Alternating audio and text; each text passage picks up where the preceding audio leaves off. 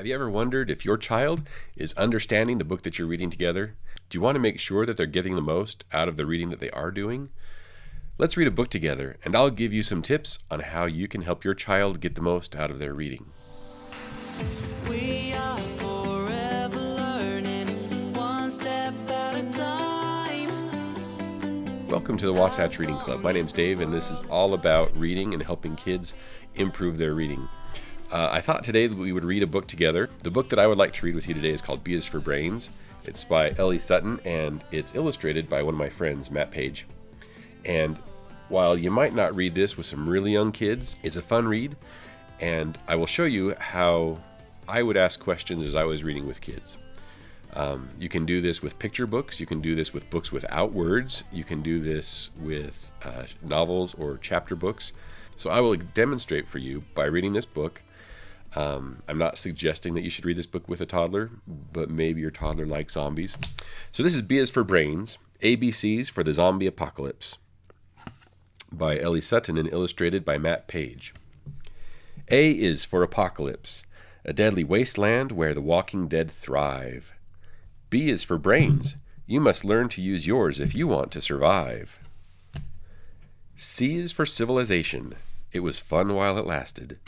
D is for Dead Zone, the area incinerated when blasted. You see how they're having fun jumping rope, and the mushroom cloud helps us to see that the area has been blown up. E is for Eating, as in eating your brain. F is for Fleeing by boat, car, or train. And if I was reading this with a toddler, I would say, are they in a boat, a car, or a train? And they would be able to determine that it's obviously not a train or a boat, and it's a form of a car. G is for Groan, heard when zombies are near. What would a zombie groan sound like? H is for Headshot, aim well despite fear.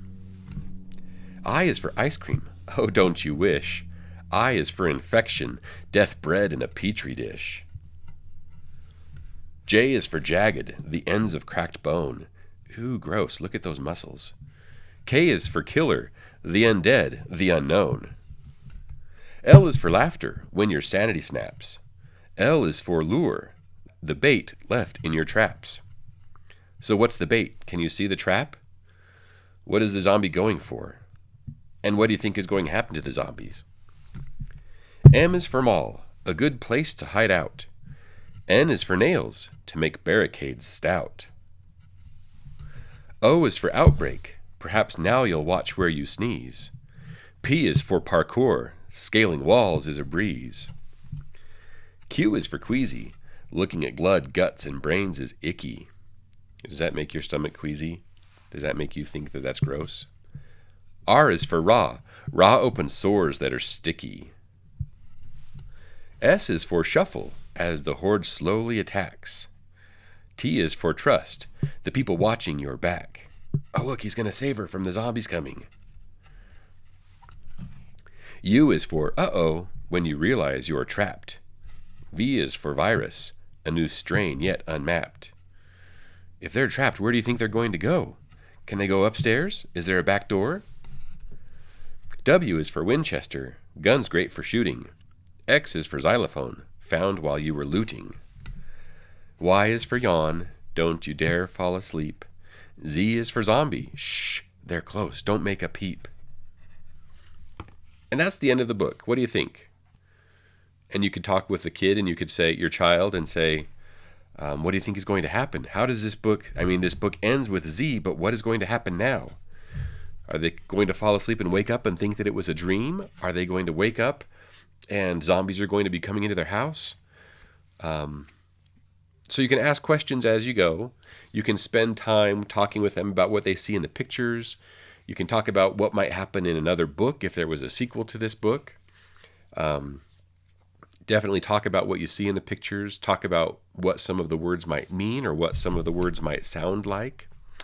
And you can ask them what their favorite letter is. And then it could be sort of a memory test too, to see if they can remember what the G's sounds are or the F's sounds are. I think this is a fun book. I'll leave a link to where you can buy this if you would be interested in purchasing it. I genuinely think this is a fun book, And maybe teenagers would get a better kick out of it, that they know their ABCs and that they can see the connections between the ABCs and the story that's happening in the book. Thanks for joining me at the Wasatch Reading Club. I hope reading this book was fun. I hope that you got some ideas about how you can talk with your kids about what they're reading, ask them what they think about it as you're reading, or just save questions for afterward to find out what they think, what happens next, what they enjoyed about the book, or what they didn't like about the book, what could have been left out. I know that for some people, when they see the jagged bones, they think, ooh, that's gross. I think it's kind of cool. Anyway, thanks for joining me at the Wasatch Reading Club. If you got something out of this, please leave a comment and subscribe if this is something that you value. Have a great day. We are